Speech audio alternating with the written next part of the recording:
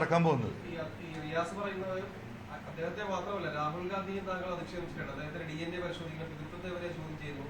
VD സതീശനെ അധിക്ഷേപിച്ചിട്ടുണ്ടെന്ന് പറയാം. അപ്പൊ ആ നിലപാടുകളിലൊക്കെ ഇപ്പോഴും നിൽക്കുകയാണ്. അതൊക്കെ വളരെ വളരെ കൃത്യമായി പറഞ്ഞതാണ്. രാഹുൽ ഗാന്ധിയെ കുറിച്ച് പൊളിറ്റിക്കൽ DNA ആണ്, ആരെങ്കിലും അല്ലാതെ കുടുംബപരമായ ബയോളജിക്കൽ അല്ല എന്ന ആ വാർത്ത നിങ്ങൾ ഡെവലപ്പ് ചെയ്ത ഉടനെ തന്നെ നമ്മൾ പറഞ്ഞ് പ്രസ് മീറ്റ് ഞാൻ നടത്തി. അതിന് ഞാൻ ക്ഷമയും പറഞ്ഞാണ്. അങ്ങനെ ഒരു തെറ്റിദ്ധാരണ സമൂഹത്തിൽ. ജവഹർലാൽ നെഹ്റു എൻ്റെ വീട്ടിൽ വന്ന വീട്ടിൽ നിന്ന് ജനിച്ചവനാണ് ഞാൻ. 1962 വരുമ്പം ഞാൻ ജനിച്ചിട്ടില്ല, 67 ജനിച്ചത്. പൊളിറ്റിക്കൽ DNA കുറിച്ചാണ് പറഞ്ഞത്. അതിനെ നിങ്ങൾ വളച്ചൊടിക്കാൻ നോക്കി. ആ വളച്ചൊടിച്ചത് ചർച്ചയായി. അതങ്ങനെ വളച്ചൊടിച്ചതായിട്ട് പോലും ആ കുടുംബത്തോടും ആ വ്യക്തിയോടും ഞാൻ അന്നേ ക്ഷമ പറഞ്ഞതാണ്. പിന്നെ VD സതീശനുമായി ബന്ധപ്പെട്ട വിഷയം ഞാൻ രാജിവെക്കുന്നെന്ന് വളരെ കൃത്യമായി പറഞ്ഞതാണല്ലോ. എന്തായിരുന്നു അതിൻ്റെ പിന്നിലുണ്ടായിരുന്നത്? മുഖ്യമന്ത്രിൻ്റെ ഓഫീസിൽ നിന്ന് എനിക്ക് ടൈപ്പ് ചെയ്തെന്ന സാധനം പോലും അന്ന് ഞാൻ പ്രൊഡ്യൂസ് ചെയ്തതല്ലേ. അന്നത്തെ ഒരു രാഷ്ട്രീയ സാഹചര്യത്തിൽ നിർബന്ധപൂർവം അത് ആ സഭയിൽ അത് അവതരിപ്പിക്കുക. സഭയിൽ ഓരോ മെമ്പർമാർ അവതരിപ്പിക്കാനുള്ള കാര്യങ്ങൾ പാർലമെൻ്ററി പാർട്ടിയിൽ നിന്ന് ടൈപ്പ് ചെയ്ത് റെക്കോർഡ് ചെയ്തിട്ട് നമുക്ക് പാർലമെൻ്ററി പാർട്ടിയിൽ നിന്ന് തരിക. അതാണ് ഒരു MLA അവിടെ അവതരിപ്പിക്കുക. അങ്ങനെ തന്നൊരു സാധനത്തിൻ്റെ എവിഡൻസ് അടക്കം അന്നത്തെ പത്രസമ്മേളനത്തിൽ ഞാൻ കൊടുത്തതല്ലേ. ഇതൊക്കെ അവസാനിച്ച വിഷയമാണ്. ഇപ്പോൾ വലിയ സങ്കടമാണ്. പ്രതിപക്ഷ നേതാവിനെ കുറിച്ച് പറഞ്ഞാലും ആർക്കാ സങ്കടം? ഈ പറയുന്ന കമ്മ്യൂണിസ്റ്റുകാർക്കാണ് ഇപ്പോൾ സങ്കടം. എന്തൊരു വിഷമത്തോടു കൂടിയാ. അവിടെ മാത്രമല്ല പറഞ്ഞത്, ഈ പ്രസംഗത്തിലൊക്കെ കേൾക്കണം. അപ്പോൾ ഇതൊക്കെ ഈ നമ്പറുകളൊക്കെ ഇറക്കി അപരന്മാരെ നിർത്തി ഈ കള്ളപ്രചരണം നടത്തി ഈ മനുഷ്യർക്ക് കുടിവെള്ളം പോലും കൊടുക്കാത്ത, മനുഷ്യരോട് ഒരു മനസ്സാക്ഷിയില്ലാത്ത, കണ്ണിച്ചോര എന്ന് പറയും നമ്മുടെ നാടൻ ഭാഷയിൽ. ഒരു പൊതുപ്രവർത്തകന് ആദ്യം ഉണ്ടാകേണ്ടത് അതാണ്. ഒരു കമ്മ്യൂണിസ്റ്റുകാരന് അതിൻ്റെ ഇരട്ടി ഉണ്ടാവണം.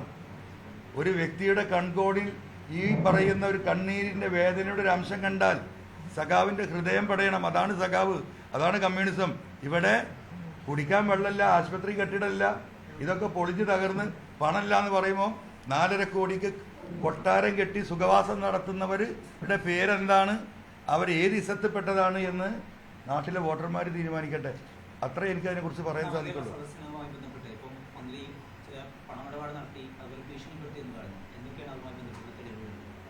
വിളിച്ച കോൾസ് ഉണ്ട്, അതിൻ്റെ വീഡിയോസ് ഉണ്ട്, പണം കൈമാറുന്നതുണ്ട്. കൊടുത്ത പണം പോരാ എന്ന് പറഞ്ഞിട്ട് അദ്ദേഹത്തിൻ്റെ ഉദ്യോഗസ്ഥന്മാർ സംസാരിക്കുന്നുണ്ട്. നിങ്ങളത് തന്നാൽ പോരാ, നിങ്ങൾ എത്ര കോടി റുപ്യൻ്റെ വർക്ക് എടുത്തത്, ഞങ്ങൾക്ക് ഈ സദസ്സ് നടത്തണ്ടേ, ഇതിന് പണം എവിടെ, തന്നില്ലെങ്കിൽ നിങ്ങൾക്ക് അറിയാലോ എന്നൊക്കെ പറഞ്ഞിട്ടില്ല.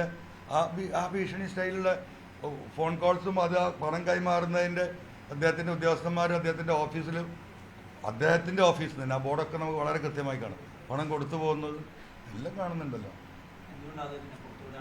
ആ സാധുക്കൾ കുടുങ്ങും. ഇതെനിക്ക് തന്നവർ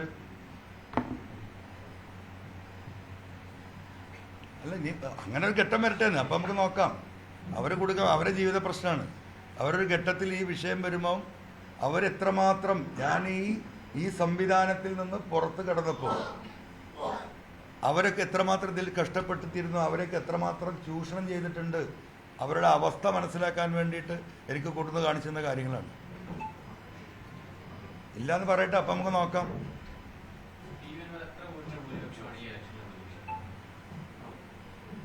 എന്തായാലും അപരന്മാരെ വോട്ടും കൂടി കഴിച്ചാലും നല്ല വോട്ട് ചെയ്യും, ഒരു തർക്കമില്ല. അപരന്മാരുടെ മൂപ്പർക്ക് കൊടുത്തു, മൂപ്പര് എടുത്തോട്ടെ, പാവല്ലേ, ജനങ്ങളല്ലേ, ജനമാണല്ലോ, ഞാനല്ലല്ലോ.